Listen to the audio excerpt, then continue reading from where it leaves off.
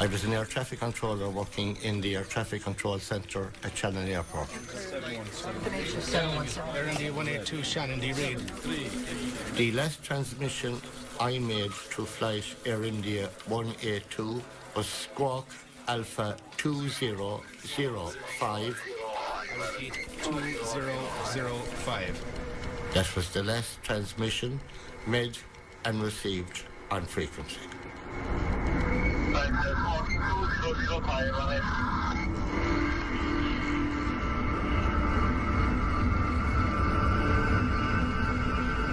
There was one fleeting moment on the tape where there was a loud, long, continuous noise, but no voice.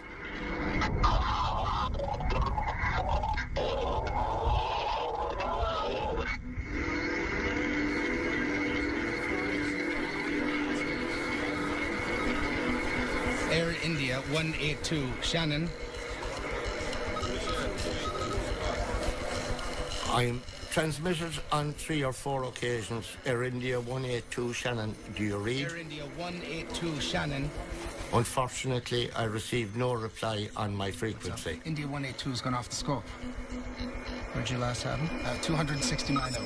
No one to this day has ever determined whether it was static or the aircraft in trouble trying to transmit to me. To this day, we don't know.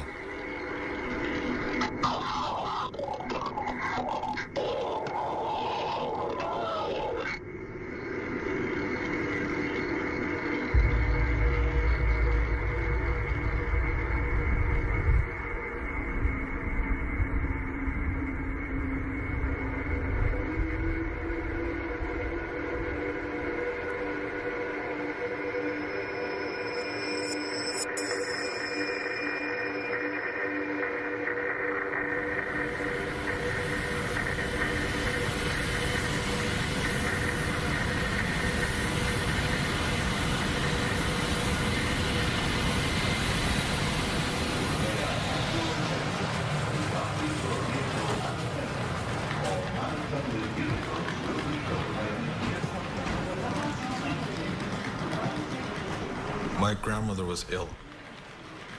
My father wanted to go see her before she had passed. The whole world here. Oh, there's another one going over there. Look at that. He wanted to definitely see his mother. But at the time, something didn't seem right. My father had never gone anywhere leaving us behind before, like anywhere. It's just at that time, I don't know what it was, but it didn't seem right. Something didn't seem right. You know, even his friends were saying, like, there's a lot going on in India, you know, just be careful.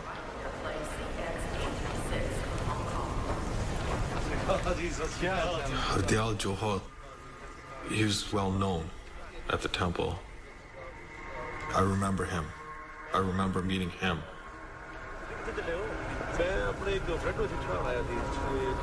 And when they asked him, you know, how come you're here, are you flying? You know, it was quite early in the morning, I believe, and he didn't really have an answer. And just kind of like, you know, moved on, walked away, and that was it.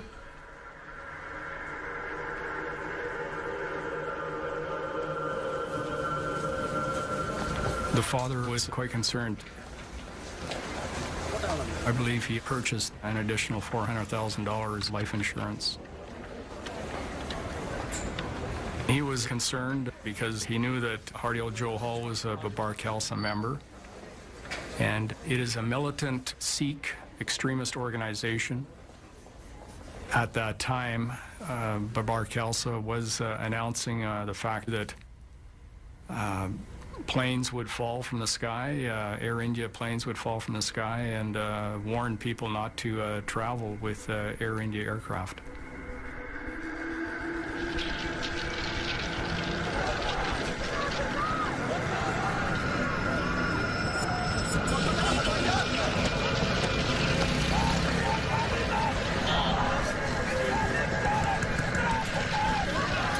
In 1984, the Indian government and their security forces mounted Operation Blue Star, targeted the Golden Temple in Amritsar. And the Indian government's actions around that particular event had an effect of galvanizing overseas Sikh communities everywhere, and particularly what we term the Sikh extremist communities. Those individuals among the Sikh communities that held to the notion of a separate state of Khalistan.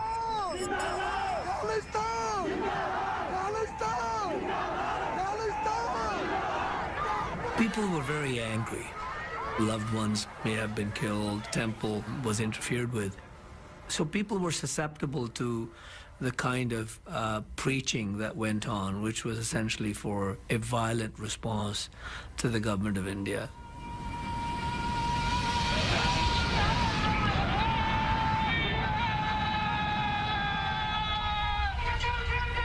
I think it's fair to say that the principal extremist or pro-Khalistani group at that time would have been the Barber Khalsa. And it was widely understood that Talwinder Singh Parmar was the leader of the Barber Khalsa in Canada.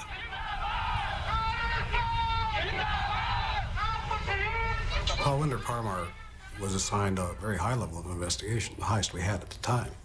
So the profile would have been, in accordance with our assessment, that Talwinder Singh Parmar represented his activities represented a very serious threat to the security of Canada.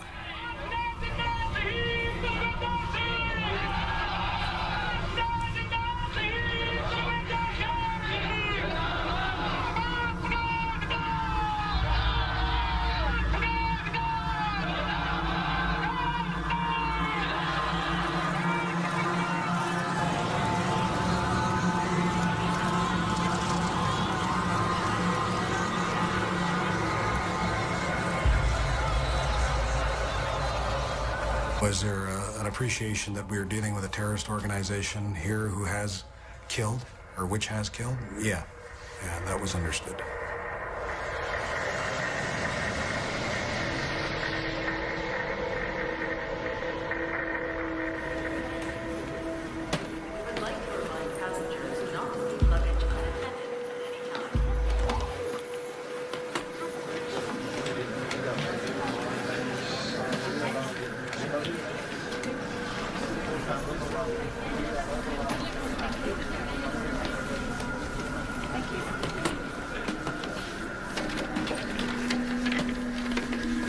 He asked me if his bags were checked through to New Delhi. And he said, I'm not. He says, I phoned them this morning. I'm confirmed on Air India. I said, you may be confirmed on their computer, but you're not confirmed on our computer. But it's not on our computer. When you get to Toronto, check in with Air India. Oh no, what do you mean? When I live in Toronto, I have to pick up my luggage, take my luggage to the Air India and rebook it? Yes. Oh no, it's a big hassle for me. I paid full fare for the ticket. I understand, sir, but you need to come. He did say, I paid full fare for my ticket, and he was a business class passenger in the business class lineup, which gives him privileges.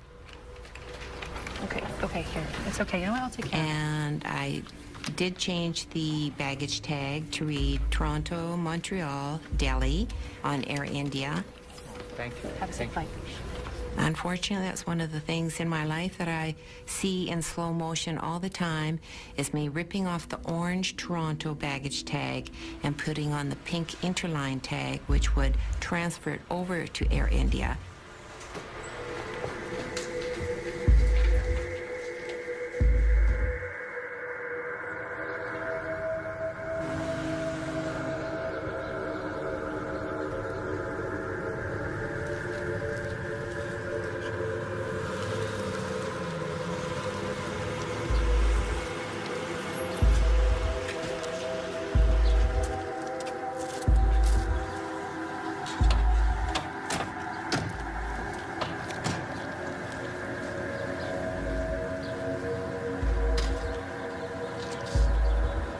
Ray is a tightly wound guy. Ray is living this file. This investigation is not a 9-to-5 thing for Ray Cobsey. This is his life. Knowing Ray was going crazy at this time because we had a finite number of resources. and there was intense competition between operational branches for those resources. It sounds trite to say that it was a very busy time for our counterterrorism program, but that's the fact of the matter.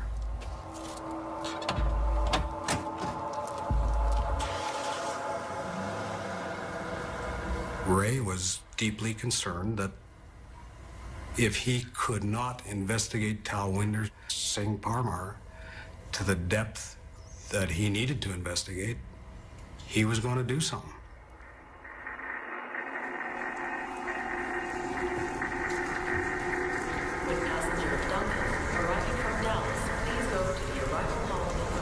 There was a lot of toing and froing a day or two before because, of course, we were trying to actively get them on that flight.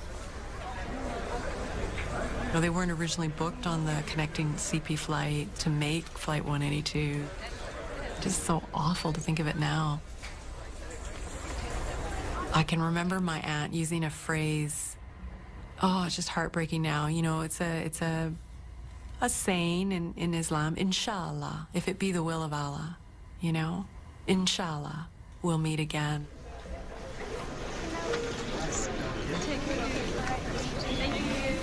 We were sisters. Zeb was always happy and adored by all of us. She was star in every way. Yes, she was. And at the same time, she will never tell anybody that she's a doctor. Unless it comes up or anything. She was the most humble person I know.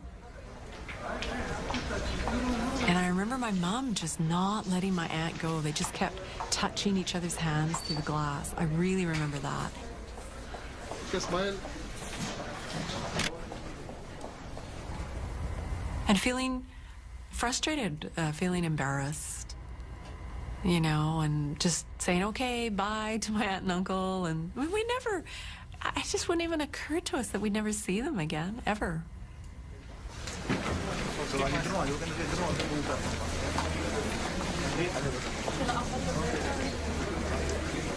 The last time I saw my father was after checking in. I remember this one part where you check in and then you go to the gate, and then when you're leaving from the gate,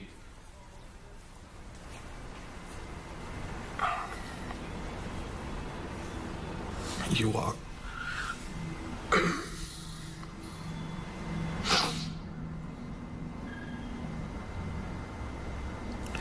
There's this part you walk and you can see everybody walk into the airplane. I just remember my dad waving. This is a final boarding call for passenger MC on flight. That was the last time he waved goodbye. That's all I remember.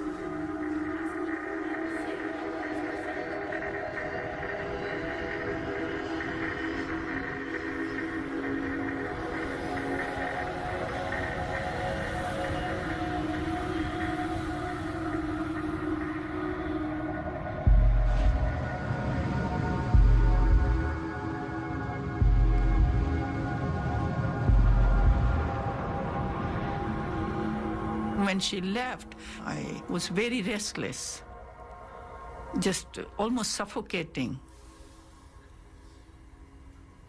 In a flash, I saw my sister, her hands outstretched like that. And it was so real what she was wearing when she left. I just saw her there, stretched her arms.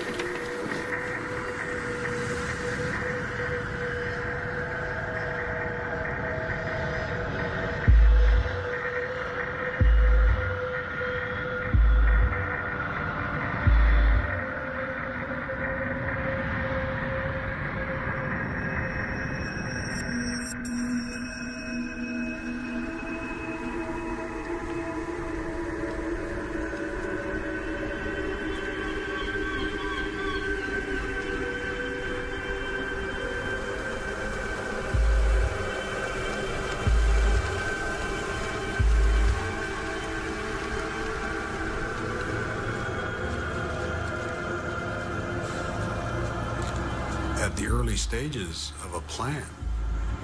It's the nature of the terrorist beast that the plan has not crossed the line into criminality. If you look at the activities that go into mounting a terrorist organization, apart from conspiracy, those activities are benign in the extreme. And unless the intelligence that you have, or the criminal intelligence that you have, contains a degree of specificity, that conspiracy doesn't have a hope in hell of passing muster in a criminal court. So fundamentally, you have to let these conspiracies run a long way before you make intervention.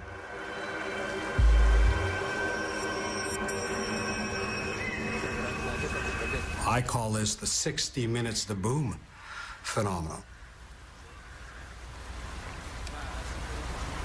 When you are leading a counterterrorism investigation, you effectively have to take a terrorist conspiracy 60 minutes to boom to have a realistic shot at a successful prosecution. And that's just the way it is.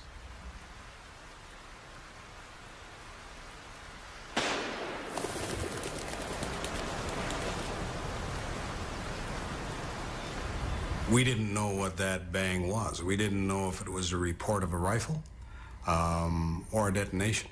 And there were some conflicting assessments around that by the people that heard it. Was the bang in the bush in Duncan? Was that our 60 minutes to boom and we missed that opportunity?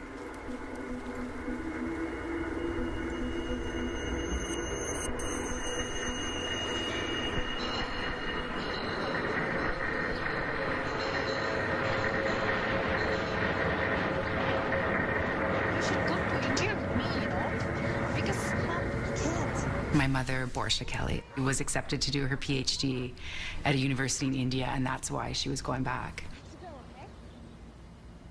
I was, your typical Canadian kid. I was born here and raised here, and just your average Canadian teenager, My mom actually said, you should come to India with me, and you'll have the whole summer. We can just bum around India, but something inside me knew that I shouldn't run away from my problems, so I didn't go, which, gladly, thankfully, I didn't go. I remember I had to go to work and saying goodbye to her at the door, and I remember her saying that she would be back before I knew it, and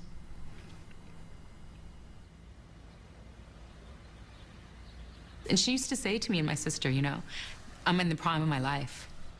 She used to say that at 48, this is the prime of my life.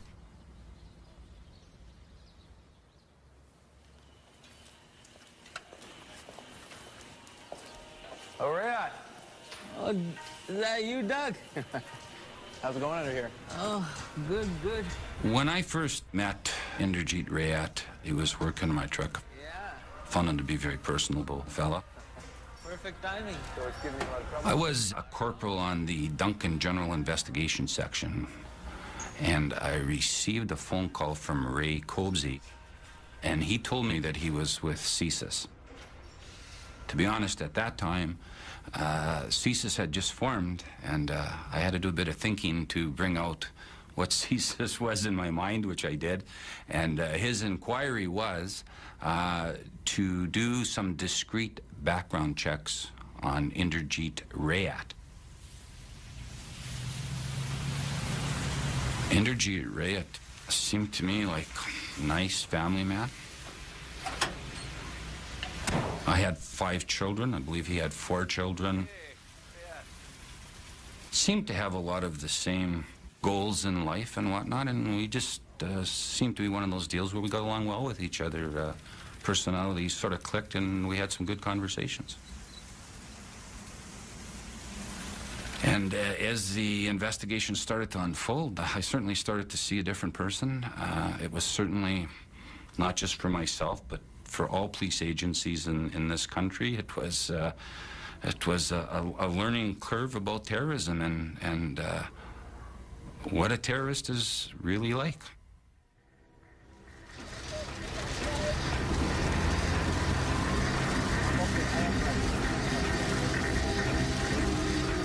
We started towards Toronto. It was raining like anything, storm coming. We were fighting quite a bit. And that didn't make a sense why we were fighting.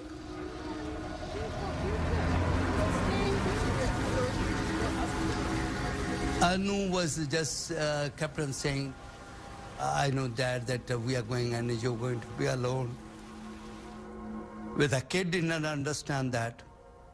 And even truthfully saying up till now, even I don't understand that, why it was happening. Maybe God wants us to be angry enough that we started hating each other. If something happens, we don't love. I don't know.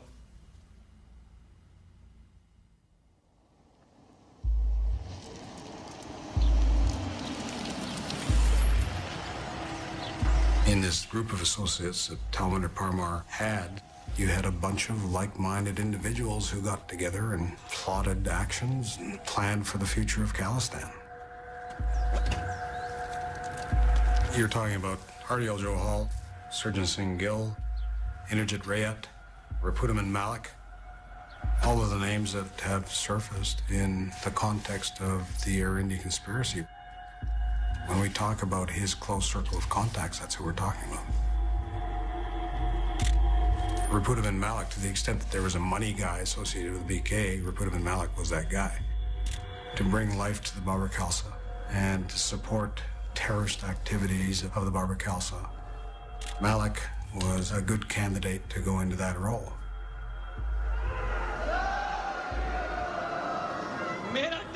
Najib Singh Bagri is Babar Khalsa leader. His views on achieving an independent Khalistan are very similar to Malik's.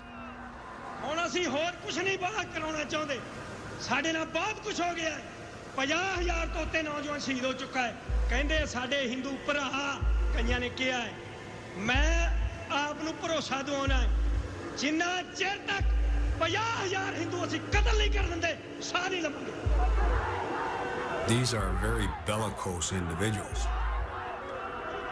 There was not a day that went by when Sikh extremists were not going to kill somebody or blow something up.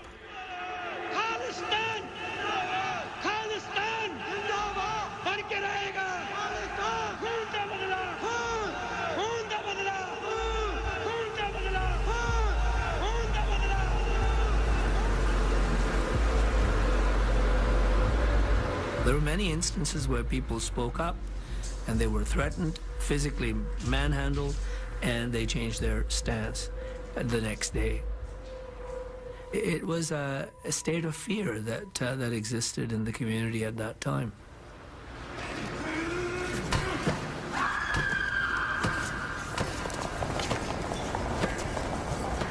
People have phoned me and said they're going to liquidate me. That's the political jargon. They will reform me. That's what they've been saying literally in Punjabi, which means they will kill me. I felt, and others felt, that the government of the day, the political establishment of the day, and even the law enforcement establishment, not the people on the beat, on the ground, but the actual established leadership, did not feel that there was a problem. That, you know, here were some brown guys, some with turbans, others without turbans, killing each other or hurting each other or making fiery speeches about something that was 15,000 miles away. It didn't affect anybody else in the society. It doesn't matter.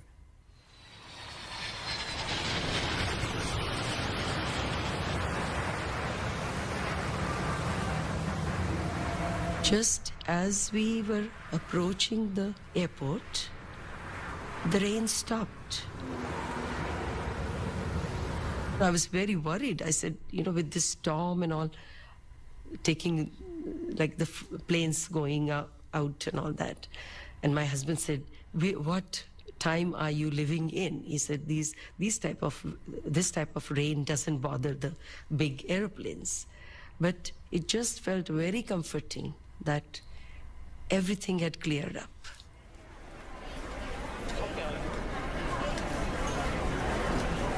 It was a beautiful day. It was not an extremely busy day, which sometimes you can get busy periods in the international flights. This was a nice day. Okay, you're going to go this way. And your gate's just that way. School was out, and these were all Canadian children that were going home to meet with the grandparents or go home for their summer holiday. A lot of young people. It was entirely their decision because they thought they were old enough to travel on their own and connect with the family entirely on their own. My oldest son, Devin, had written on his calendar, return to homeland, you know, a little thing on the 23rd of June. Yeah.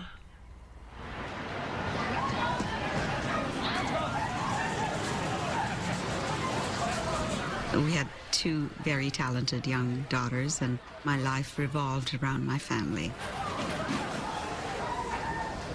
It was our hope that, you know, they would grow up to be really productive, good Canadians.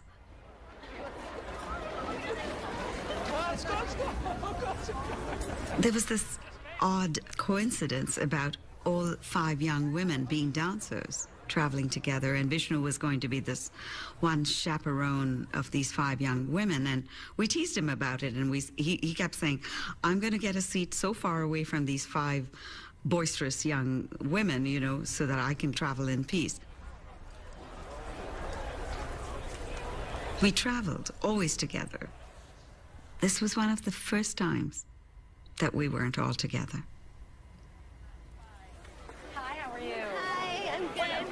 Suit you have. What a great color. There was one young girl that came up. She was dressed in blue. She was, I think, probably 22 years old.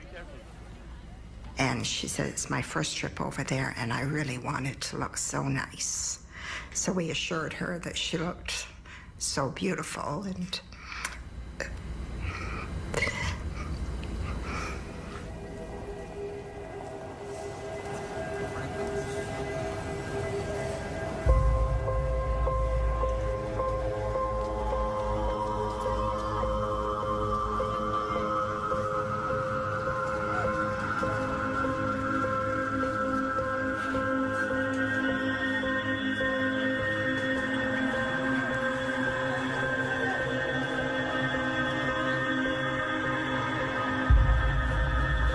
We can't guarantee the safety of Mr. Gandhi without the support from headquarters. Well, with all due respect, sir, we have an emergent situation taking place here in the field. So the note कर लो ये लोग ऐसे क्यों आ गए phone पे बात मत करो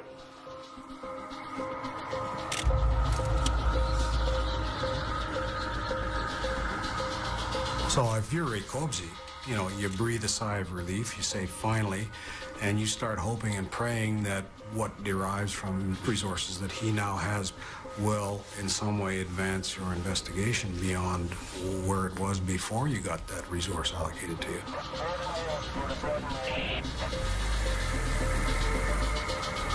The more sources that you have working against the target, the greater the prospect that you're going to find that critical nugget, that very valuable singular piece of intelligence, actionable intelligence, if you will. He's now got a critical mass of information that's starting to come together, pointing to the fact that the Barber-Kelso in Canada is planning something.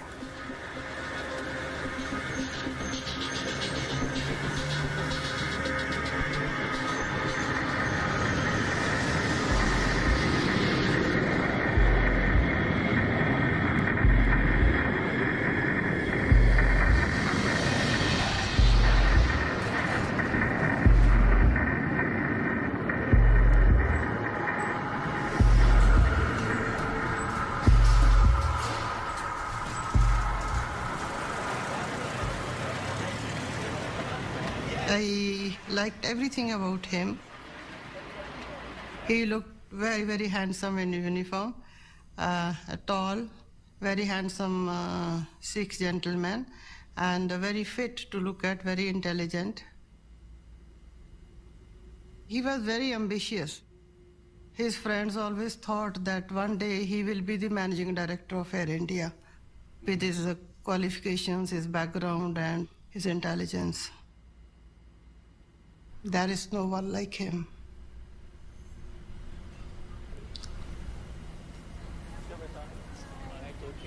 We are saying bye. We hug each other. And I'm telling the kid, take care of your mom. On the same time, I'm telling the mom, take care of the kids. This is the first time that a person is going out of country and I'm not there with them.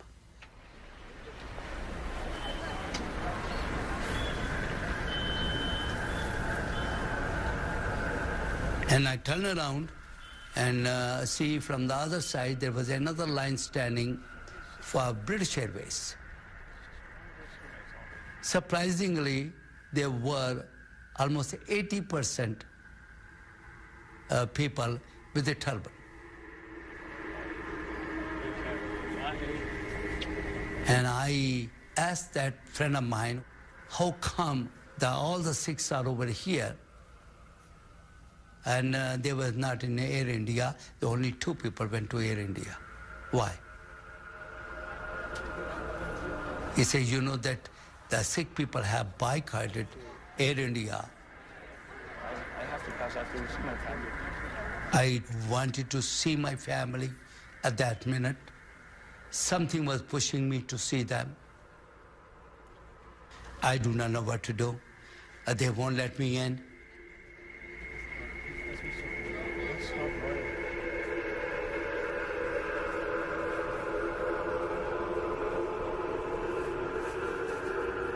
And I dread that moment. I let them go.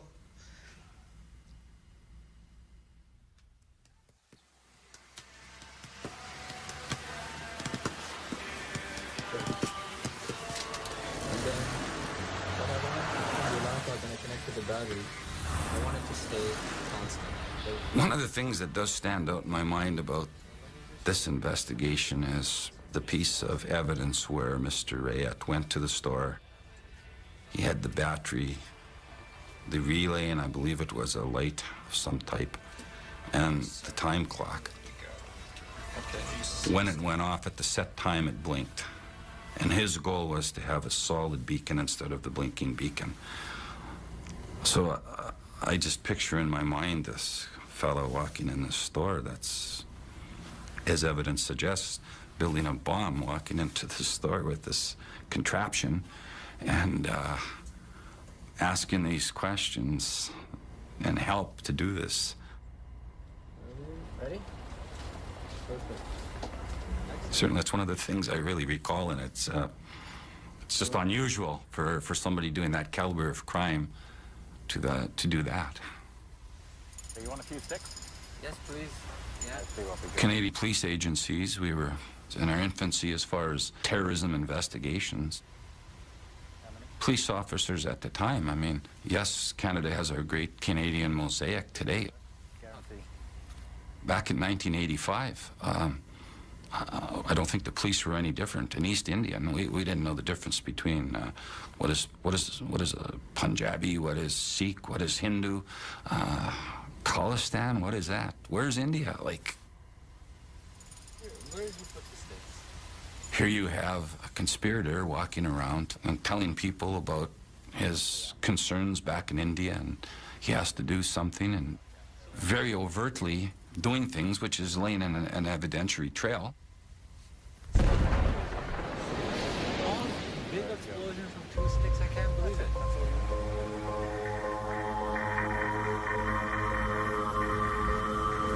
At that time, the assets and interests of the government of India occupied the highest threat level that we had.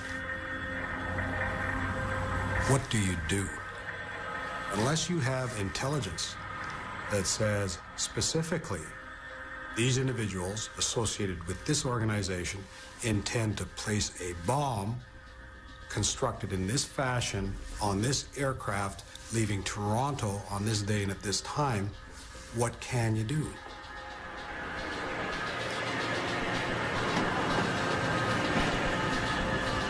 It was really, really hectic in there.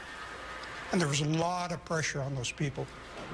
Get things moving, get it moving. We've got to get that plane in the air. Load the luggage on and on your way.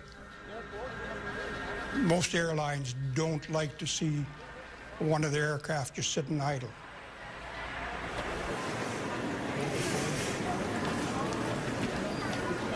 Sanjay is the older one, and he was very gentle. His teachers describe him as a holy man.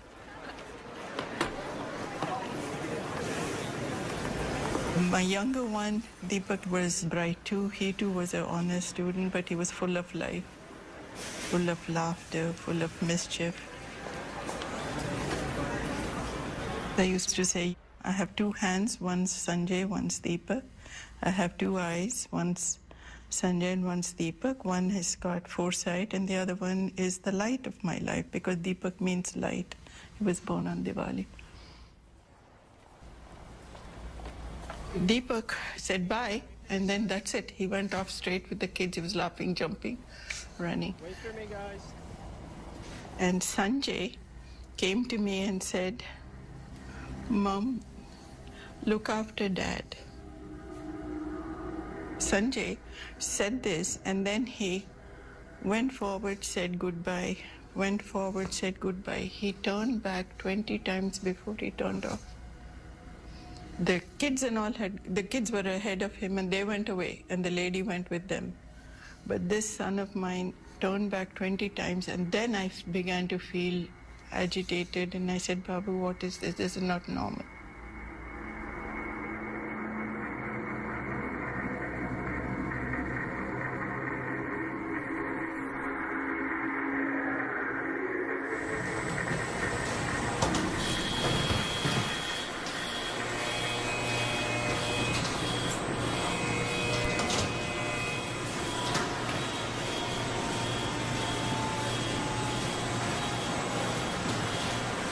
What happened?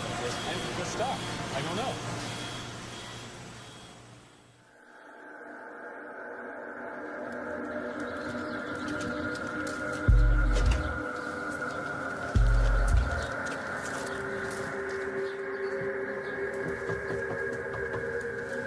There were concerns that the Babar Khalsa may orchestrate some type of a plot to either assassinate Rajiv Gandhi or cause him harm.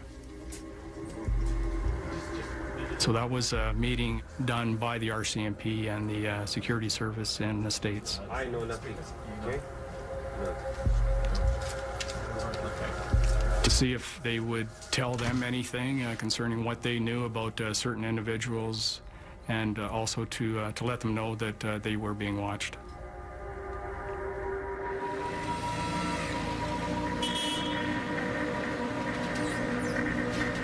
The machine was broken down on that day, so the bags could not pass through the scanner.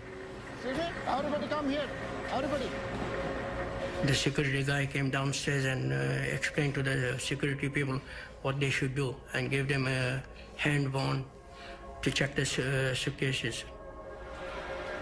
The security manager, he lit a match, and he passed the wand on top, and then it came beep. That's the noise you look for. Okay? Now take this and use this one. That was only the first time I've seen in 25 years that they used the wand downstairs to scan bags.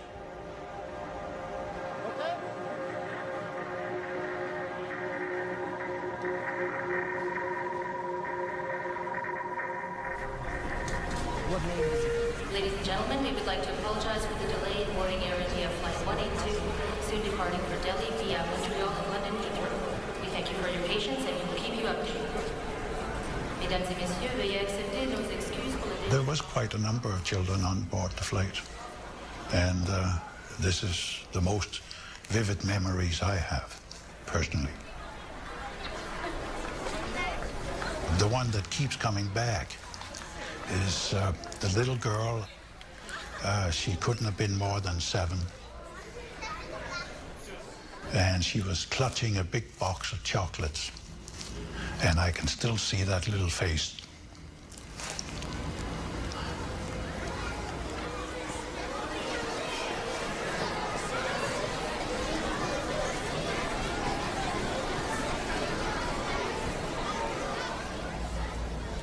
I was joking with her all the way to the gate that you better give me that box of chocolate because they're going to be melted before we get there.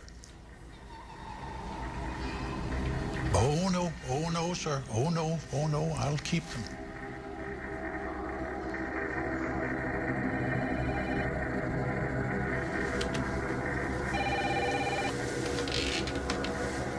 Hello कोई खालसा वाली फतेह खालसा जी कहानी लिखती नहीं होने करो CPR, good afternoon. Well, Air India travels Toronto, Delhi via Montreal. I can put you on a non-stop flight. Montreal connection with Air India 182. हाँ जी मैं कहानी लिखती है जी ठीक है लिखना चाहोगे हाँ घर ही आ जाओ मैं घर ही हूँ ठीक है हाँ जी वाहिगुरु जी का The wiretaps consisted of Talwinder Singh Parmar right up until June 23rd, 1985. That was a major problem for the CSIS at that time, to have enough resources to translate the tapes that they had intercepted, to have them translated quickly and properly. कोई खालसा वाली फतेह खालसा जी कहानी लिखती नहीं होने करो ठीक हाँ जी मैं कहानी लिखती है जी ठीक है What does that mean to you as a reasonable man? Have you written the story yet? The fact that something I don't understand is followed by a call to a CPR office does not present to me a eureka moment saying, oh my God, they bought tickets for a CPR flight and they're going to put a bomb on that plane. That doesn't follow in any reasonable man's reality. You know, so that's the eyes that we're looking at this with. Have you written the story? What does that mean? Ladies and gentlemen, Air India Flight 182, destination Delhi via Montreal and London Heathrow, will now commence pre-board. We would ask anyone traveling with small children or anyone else needing assistance to board at this time. Please have your passports and documents.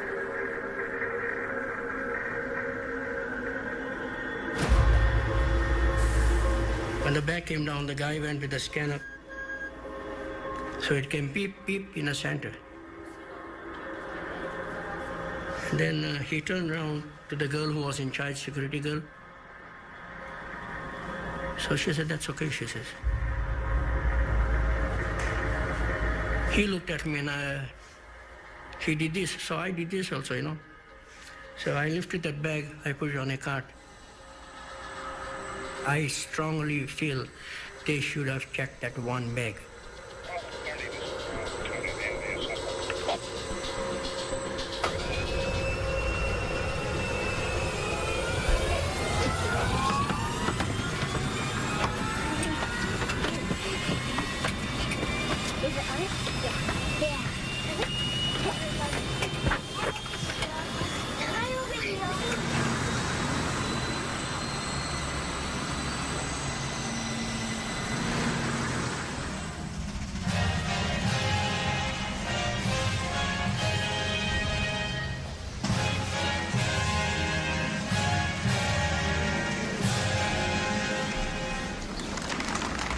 You do have a sense of relief, but it's very short-lived. You say, okay, Gandhi lives to fight another day. But there's still something else going on there, and we need to know what it is. So, you don't see a lot of celebration in our business.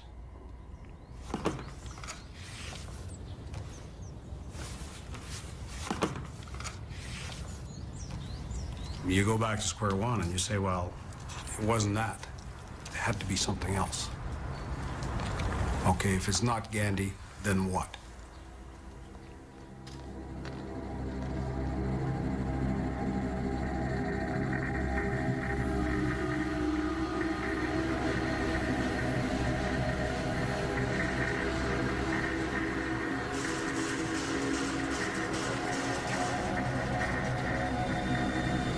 Good evening, ladies and gentlemen. We apologize for our delay. Welcome aboard Air India Flight 182, en route to New Delhi via Montreal and London Heathrow.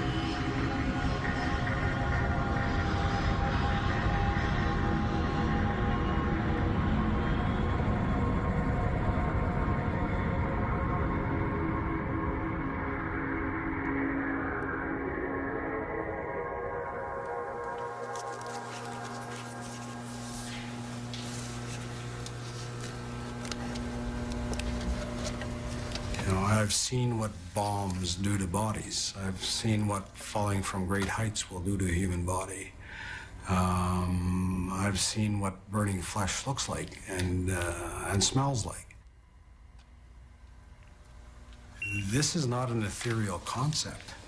People die, and nobody should ever lose sight of the fact that if you make mistakes, there can be tragic consequences. You need to remember that all the time because it galvanizes you. It makes you personalize your investigations, and it makes you do everything that you possibly can to make sure that people don't die.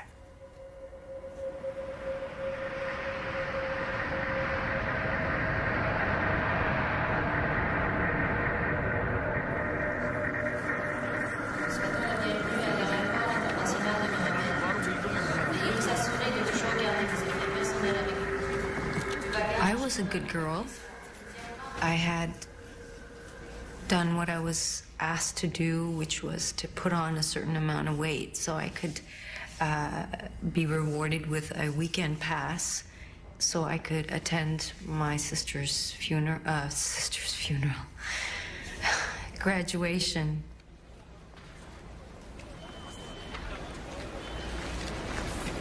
You know, we were just having some parting words and some joking around. Oh, it was a big hug, definitely. Yeah. And, you know, you sort of, and after sight, you think, oh, you know, why didn't I say I love you? Or I didn't, you know.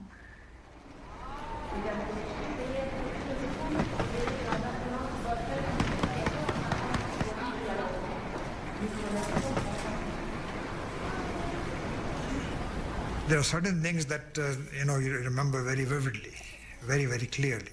You can't forget them. And this, of course, is one of the, because, you know, it's not really kind of, I didn't think of it, you know, that this might be the last time I'm seeing them. I didn't want them to go. I did feel like she was abandoning me. I think. And I just remember that she was very excited to leave, and she was very happy. The last thing she said to me was, "Be strong. Be strong like your sister."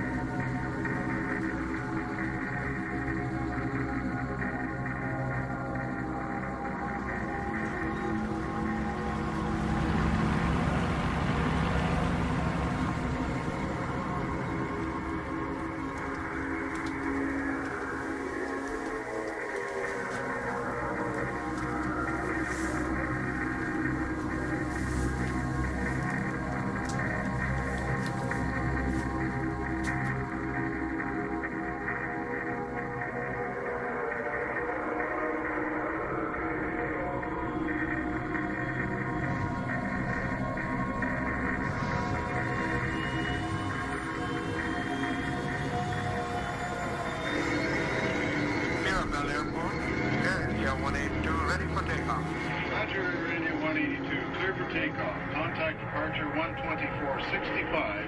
Have a nice flight.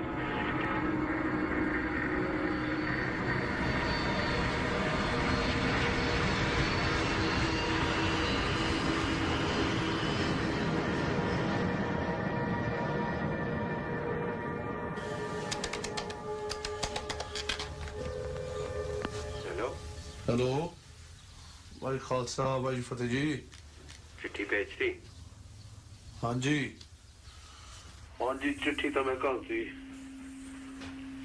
चंगा जी सत श्री अकाल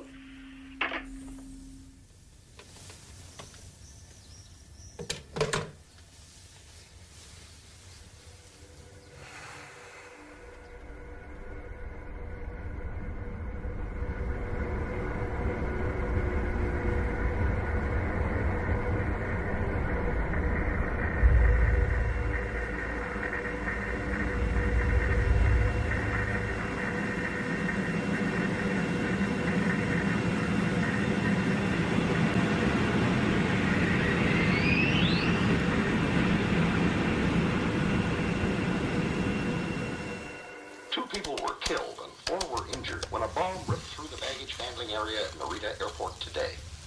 hello The 6 airport employees were भाई खालसा भाई फतेह जी flight originating in Vancouver. हाँ जी खालसा जी The bomb was apparently TV set देख off रहे हो by a timing device. The flight landed ji a her few पासे वही minutes खबर early. है Had the flight been delayed even a little, हाँ जी हाँ police जी say हाँ the ji results would have been a lot worse. इधर कितने बरीटा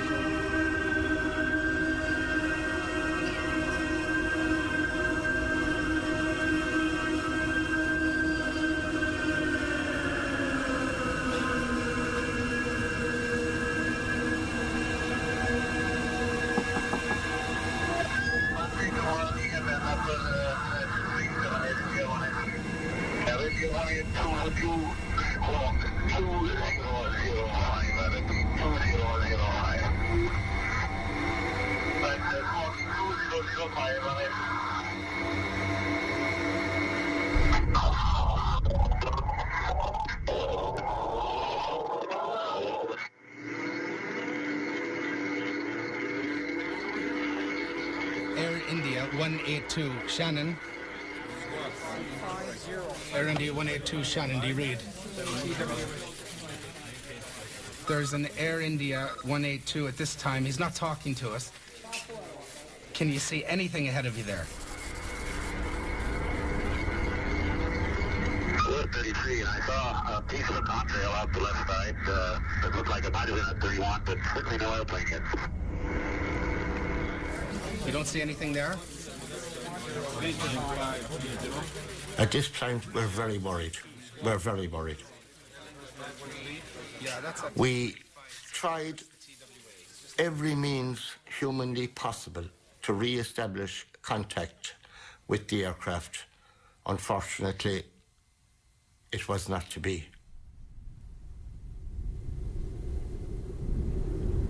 Air India Flight 182 is now missing.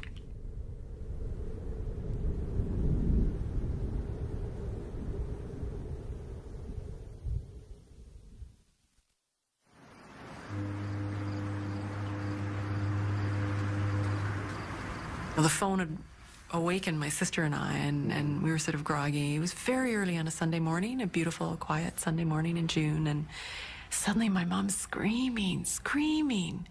Oh, it was a scream really like I've never heard. Like, it was just awful.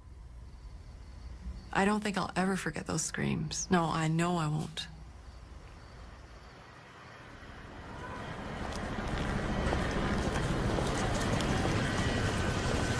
We're still very much hoping that someone's still alive and that we're going to see someone who, even if they're not waving, looks like they're alive and possibly able to be rescued. And we're still desperately hoping that someone's going to have got out of this, because sometimes people do. That's a pretty slim hope, but that is the big hope.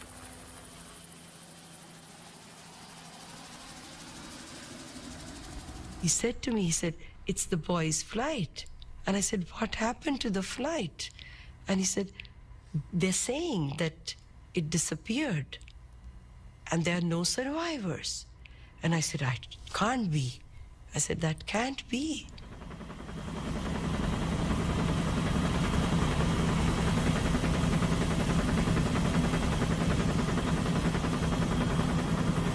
It was a bit of an adventure, to be honest. It was, you know, we had, certainly I had this mental image of this small aircraft floating on the sea and people standing on the fuselage sort of thing, and we would roll up and pluck them all from the sea into safety.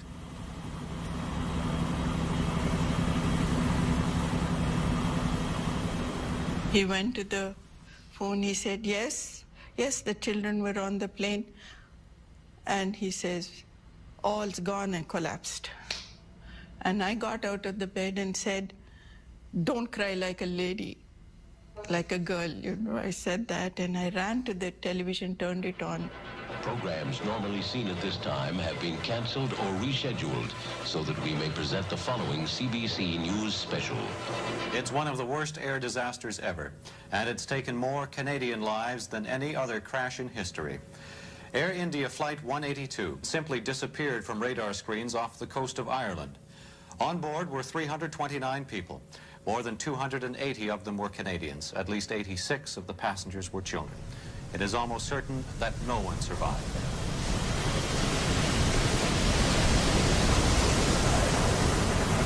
You're in the near Atlantic in a 10-ton helicopter that's creating an awful lot of rotor wash, is extremely noisy, smelly, and vibrates a lot, and yet you get this incredible feeling of it's quite calm and peaceful and eerie, that there are an awful lot of people who've just died here. And it's something that I've never felt before and something that I've never felt since. And I think that was just like us realising that this was going to be a recovery as opposed to a rescue operation.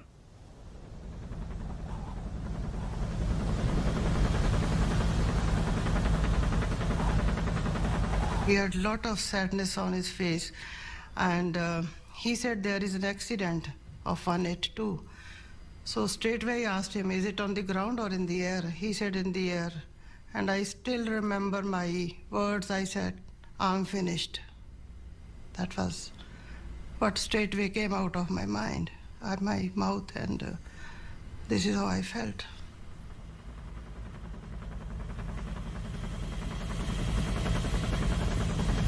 And at that stage, they told us that the wreckage extended for between 5 and 10 nautical miles in any direction from our position. So we were looking at 100 square miles, at least, of wreckage.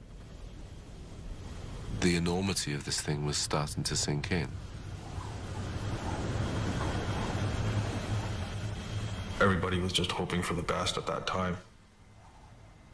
As soon as my dad's friends started coming, relatives started coming, I realized that definitely something was wrong.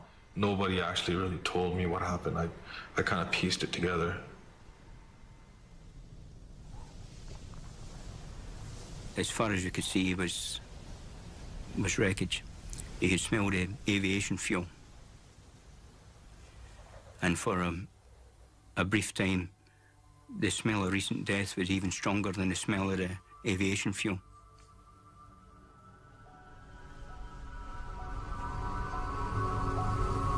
I was in such complete shock. You know, it just felt like a dream, a nightmare that was passing me. You know, it was something that I kept feeling I'll wake up from.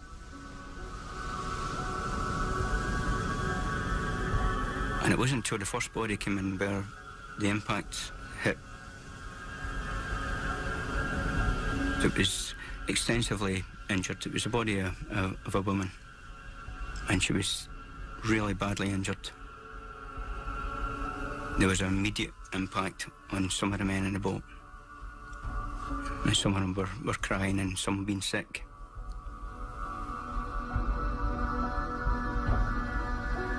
The news was coming when they were already taking out the bodies.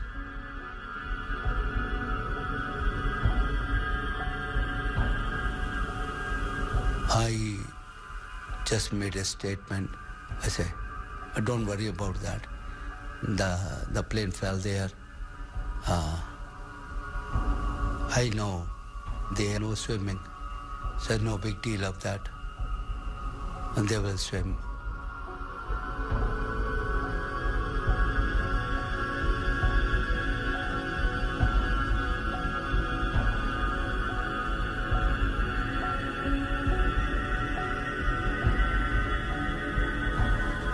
The winchman came down with this infant in his arms.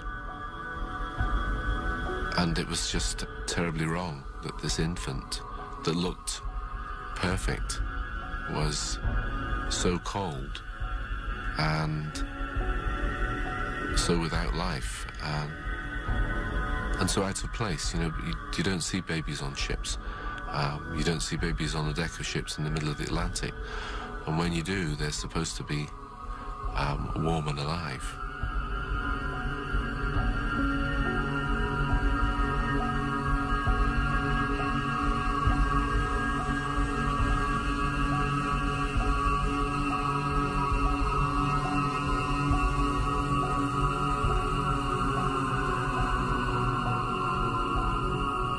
And he said, Ishe, there's been a crash. And that was when I knew they were dead. I knew it. I knew they were dead.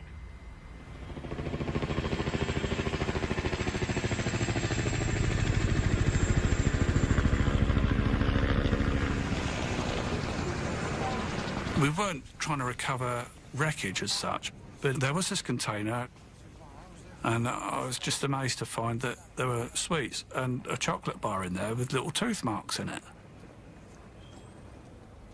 And it's just so demoralising, really. It just wipes you out. You think, you know, there's just no hope. No hope for anybody. We've got this, and yet there's nobody going to be alive, and it's just so tragic.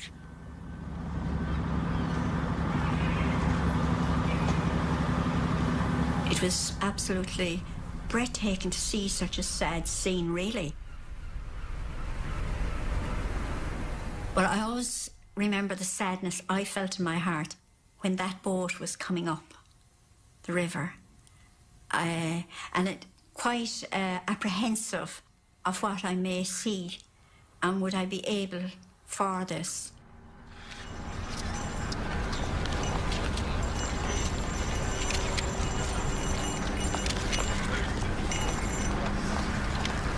We laid them on the stretchers, and I called teams, and the nurse and the Garda and the Navy carried each stretcher.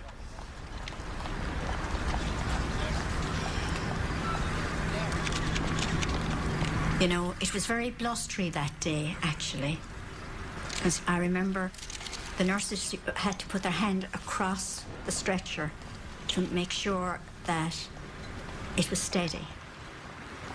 And to me, it gave the image, you know, you're all right, you're home, we're caring for you.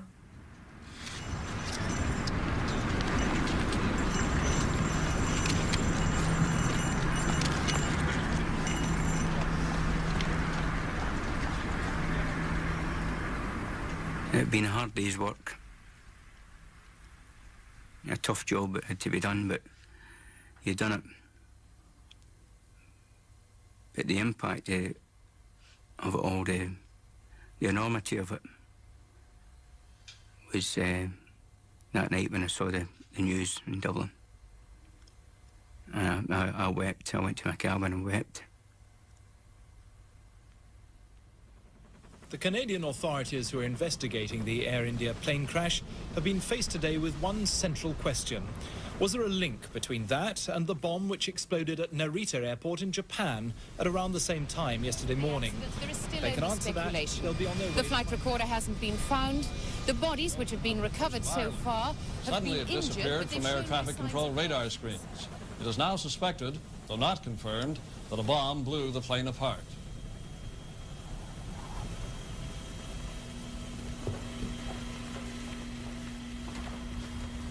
Ray has spent a long time and many hard hours trying to advance this investigation. He comes into the office on a day in June 1985, and 331 human beings have been murdered in cold blood. What do you think Ray Cobsey is thinking? But Ray, probably more than anybody, is saying it didn't have to happen. And that pushes anybody close to the brink of insanity. I'm not saying Ray was insane, but you can just imagine the mindset you'd be in, wondering whether there was something that he could have done or somebody could have done to have prevented this. Indicated contacts, etc. That would be of value.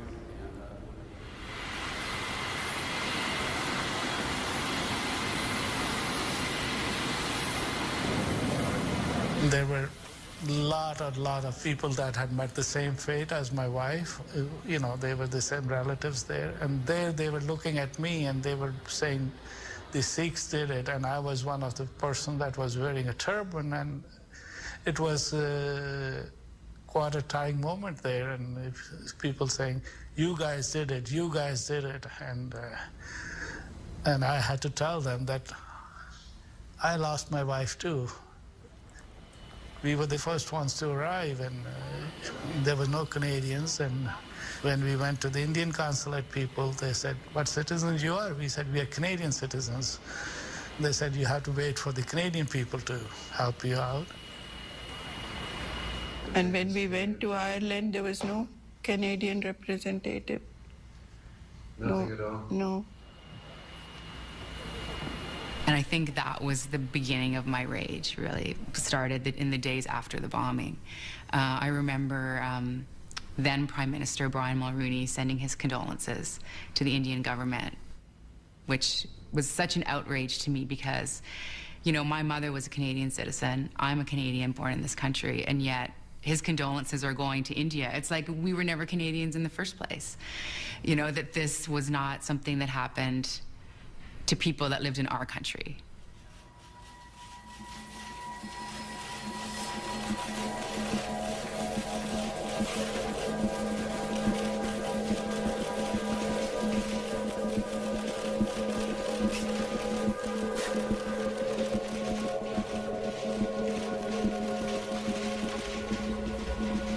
It was a mammoth undertaking.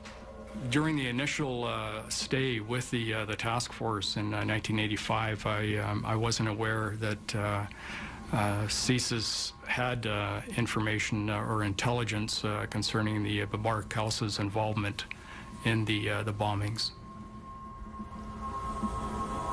It was primarily the bomb that went off in Narita, Japan, that provided most of the forensic evidence for the task force to pursue. There were hundreds of police officers working on the case. As a result of the evidence that they uncovered, the RCMP task force in Vancouver were able to determine that the bomb maker was from the Vancouver Island area.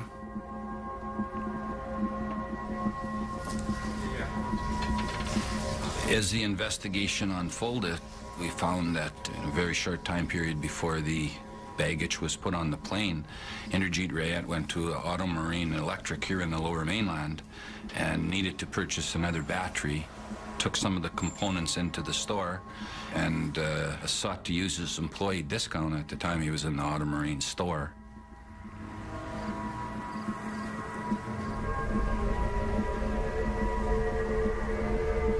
When we determined that he purchased a Sanyo tuner, I think that's when it really hit me. Like I had an open mind, yes.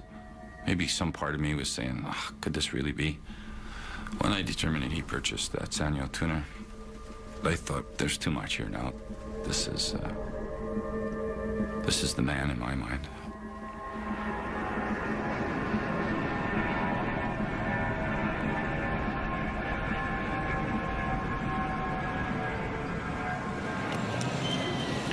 They took us right to the hospital in Cork where all the bodies were being brought in.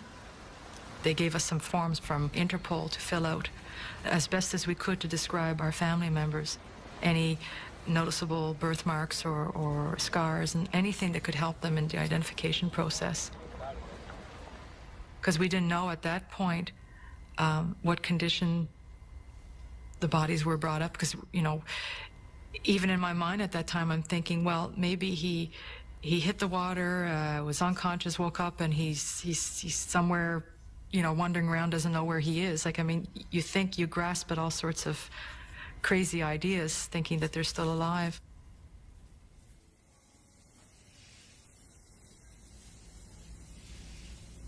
We were taken to a hospital where they were doing the autopsies and where they were collecting the bodies, and we were all gathered into a room.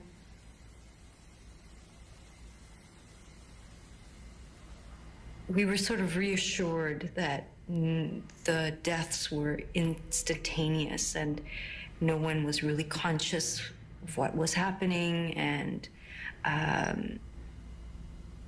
that what they were going to do was show pictures of the bodies that they had recovered. They had taken mugshots of all of the people and posted it behind this curtain.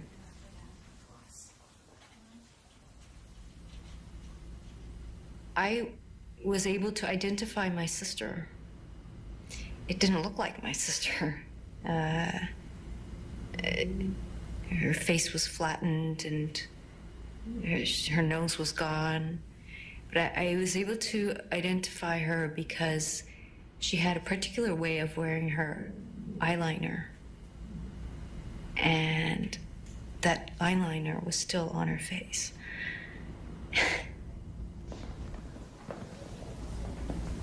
There was no external damage. There was nothing kind of, to show from outside, that there was anything violent that had happened to them. It was kind of, as if they're just asleep or something.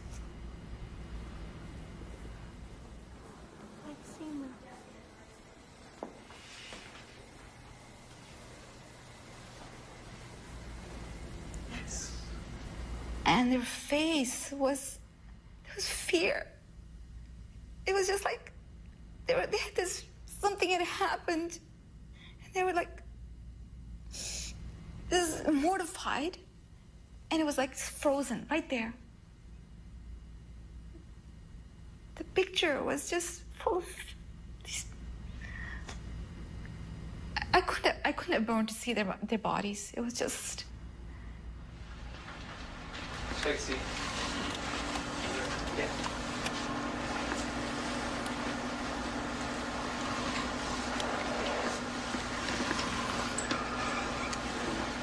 I wish to ensure that you understand that we do not want to threaten you.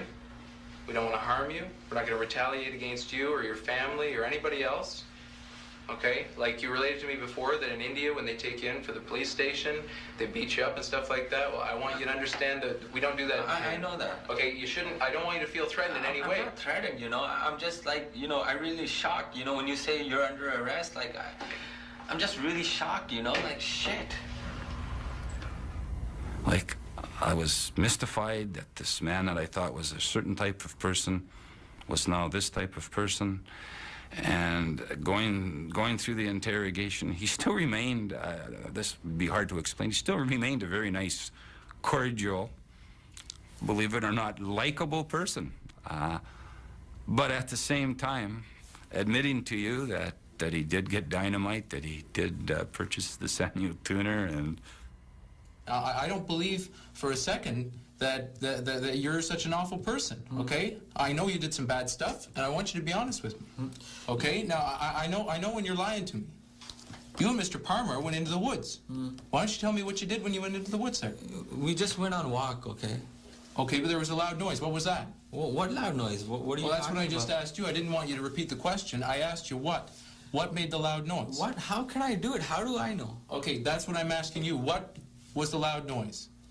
What? I know nothing, you know. I don't know. I don't know. Listen, Riyad, I want you to be honest with me, okay? I want you to think about a lot of things, and I want you to be As honest. nice as they are, as nice as they seem, there's a total lack of emotion when it comes to what's being investigated. The fact that 329 people, 2 others were murdered, the fact that there was little kids, the fact that we produced evidence out of the sea like little Cabbage Patch dolls, clothes off infants and stuff that, as an investigator, just looking at the exhibits almost bring tears to your eyes, have no effect on these terrorist people. Like, have absolutely no effect whatsoever. Just totally numb to it all.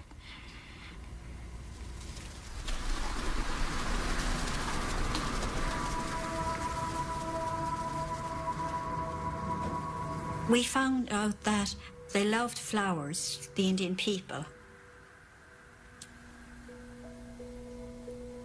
I sent word out to the people of Cork, had they flowers. And even little school children came into the front of the hospital with little bouquets of flowers for the children that were victims in that crash.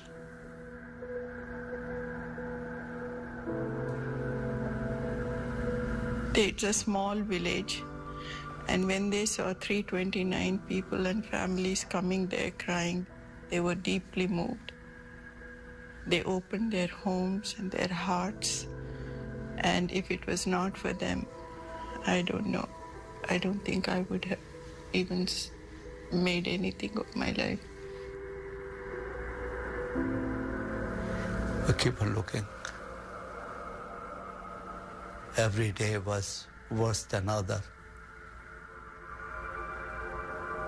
Surprisingly, I see my son.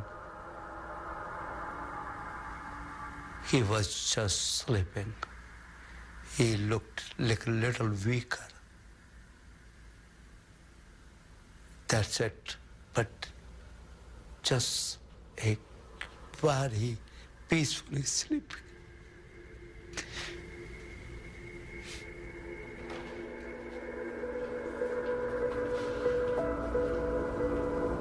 Then my husband said, "You're a doctor, you go." I said, "No, you have to come with me."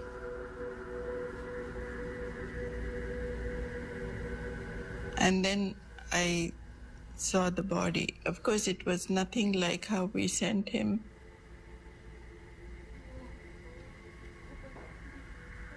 I clung to this body. I started looking at every birthmark he had and was hysterically showing the guard. And he said, "Relax, ma'am, this kid will be given to you." So we found Sanjay, but I never found Deepak. And I went looking for every bone that they had there. I haven't found him. And for a long time, I used to think, maybe he's saved. Maybe he'll come one day to Canada and I'll find him. But the scientist in me didn't believe such stupidity.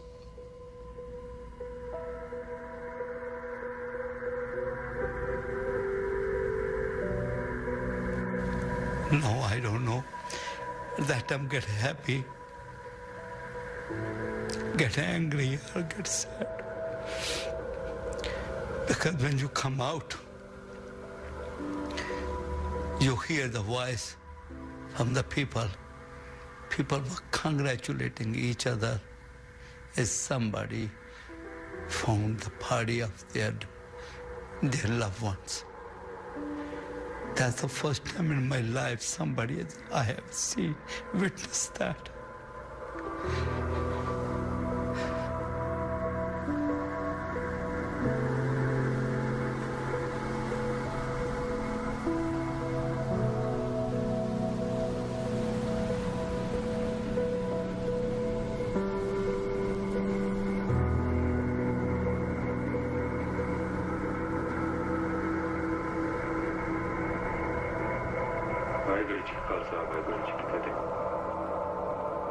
हाँ जी मैं कहानी लिखती है जी ठीक है फिर देखना चाहोगे हाँ ठीक है मैं घरे तुम घरे आके आ जाइए ठीक है वाहिगुरु जी का खालसा वाहिगुरु जी की फतेह. There was no mystery around the process. There was a policy provision, there was a legal imperative, and there was a manual process that said after 10 days, get rid of them. So when the RCMP came in after the fact and said, you know, we want access to your intercept material, in most cases, all we could show them was our intelligence report that, to the best of our ability, faithfully reflected what was on that tape, now erased. Somebody ought to have had that eureka moment and said, we have to stop doing this. It was a mistake, and it was a mistake that shouldn't have been made. And we have acknowledged that. It shouldn't have happened. There's no joy that comes out of Air India Narita. Not for anybody.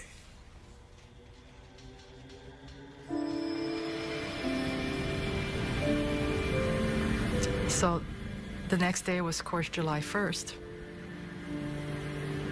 They had made arrangements to bring my father to the airport, and I got on the plane, and he was loaded into the cargo.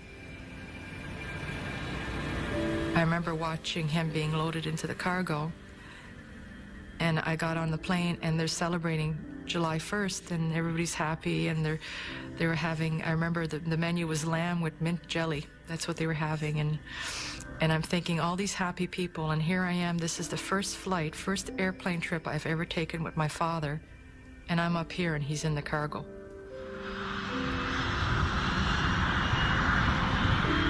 It's the first father-daughter trip we've ever taken together.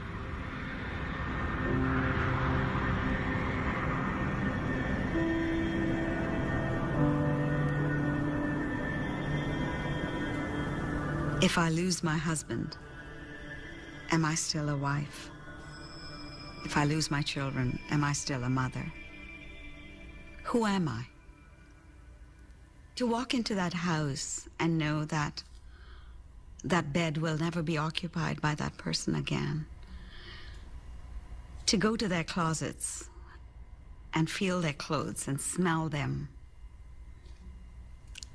To go through your cookbooks and see that you're going through these recipes that were their favorites. To listen to a song that you knew was one of their favorites. What do you do with all that? You know? It's so full and so empty at the same time.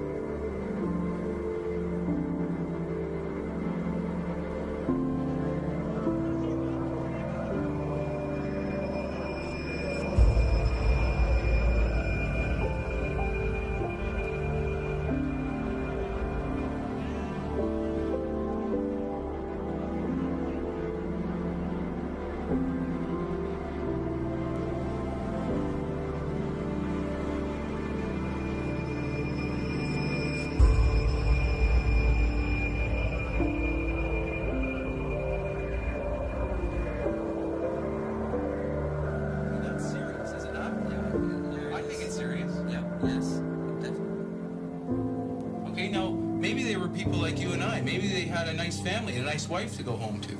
They're not going home to their wife anymore. Like, that's not happening.